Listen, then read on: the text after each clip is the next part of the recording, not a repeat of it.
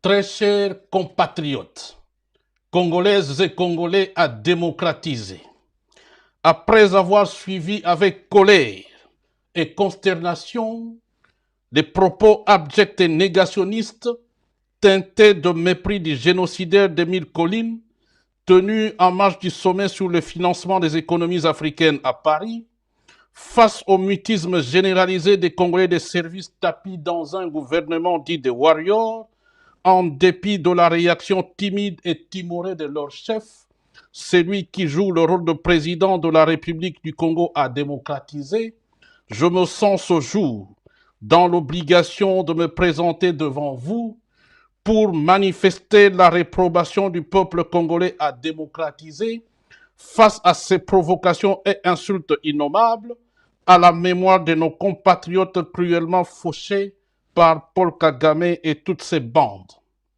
Mes très chers compatriotes, le génocidaire d'Émile Colline a, pince sans rire, argué qu'il n'y a jamais eu de massacre en République du Congo à démocratiser.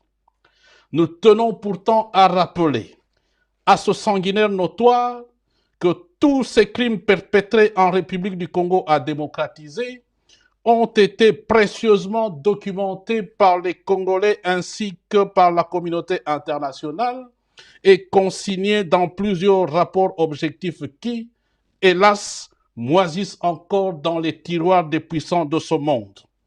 À titre d'exemple, nous pouvons citer des millions de personnes ont été massacrées dans l'avancée des troupes de l'AFDEL, chapeautées par Paul Kagame. Indistinctement, des Congolais et des Hutus rwandais furent liquidés froidement à Tingi-Tingi, Mugunga, dans le Kivu et poursuivis même dans la province de l'Équateur. Le 24 août 1998, le massacre de plus d'un millier de personnes à Kasika, œuvre du RCD et de l'armée de Paul Kagame. Le 30 décembre 1998, le massacre de plus d'un millier de personnes à Makobola, œuvre une fois de plus du RCD et de l'armée de Kagame. En juin 2000, l'armée de Kagame et de Museveni vont se livrer une guerre en terre congolaise avec à la clé plus d'1 million de Congolais tués et plus de 6600 obus seront tirés dans la ville de Kisangani. À cette liste non exhaustive, il faut ajouter les millions de victimes des différentes rébellions pensées, planifiées et dirigées par Paul Kagame, notamment le RCD, le CNDP, le M23 et d'autres groupes non autrement identifiés. Victimes qui, hélas, sont qualifiées de dommages collatéraux par celui qui joue le rôle de président en République du Congo à démocratiser. Très chers compatriotes, Congolaises et Congolais à démocratiser, face à ces évidences macabres, il devient donc renversant et révoltant d'entendre les génocidaires d'Émile Colline nier, sans vergogne, la commission de tous ces forfaits. Aussi révoltante, l'attitude soumise et inerte de ces Congolais de service à Kinshasa, tapis dans un gouvernement qui devient de plus en plus un gouvernement de warriors, car tenu en laisse par Paul Kagame. L'on comprend dès lors qu'il leur est difficile de s'opposer à leur chef. Mes très chers compatriotes, eu égard à tout ce qui précède, et ayant entendu la clameur réprobatrice de tous les Congolais du nord au sud, d'est en ouest, et en l'absence d'une réaction d'envergure du gouvernement des warriors, j'ai décidé, seul devant ma conscience, de vous proposer les mesures de rétorsion suivantes contre Paul Kagame. 1. Pour nous, Congolais à démocratiser, il n'y a jamais eu de génocide au Rwanda.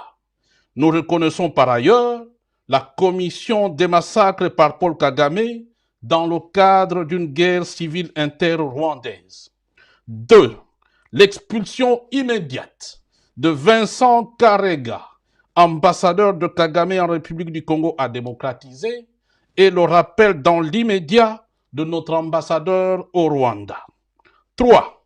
L'interdiction faite à Rwandair, la compagnie d'aviation de Kagame, d'atterrir en République à démocratiser du Congo. 4. Le boycott de tous les produits rwandais, s'il en existe bien entendu, sur toute l'étendue du territoire national. 5. Nous appelons la communauté internationale à mettre en place le plus rapidement possible le tribunal pénal international pour la République du Congo à démocratiser pour que justice soit rendue à notre peuple. 6. Enfin, nous appelons tous les Congolais à soutenir le docteur Denis Mukwege, notre fierté nationale, face au mépris et dénigrement du génocidaire des Grands Lacs. Très chers compatriotes, Congolaises et Congolais à démocratiser. Pour terminer, je vous invite à rester vigilants et déterminés, à ne jamais se laisser intimider par Paul Kagame. Car, pour emprunter une réalité médicale, le Rwanda est pour le Congo à démocratiser ce qu'est l'appendice pour le côlon droit. En effet, l'appendice est un tout petit organe dont on ne comprend pas toujours l'utilité et on peut vivre sans. Cependant, dès qu'il a des problèmes, tels l'appendicite aigu perforé ou un cancer, cela conduit à l'envahissement de son grand voisin, le côlon droit. Et si le diagnostic n'est pas réalisé à temps, il peut même entraîner la mort. Un bon médecin recommandera que cet organe inutile soit réséqué pour une guérison définitive.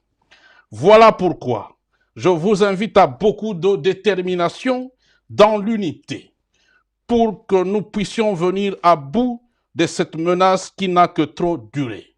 Il en va de notre dignité, de notre honneur et de l'avenir de nos enfants. Que Dieu bénisse la République à démocratiser du Congo, que Dieu bénisse le peuple congolais à démocratiser. Je vous remercie.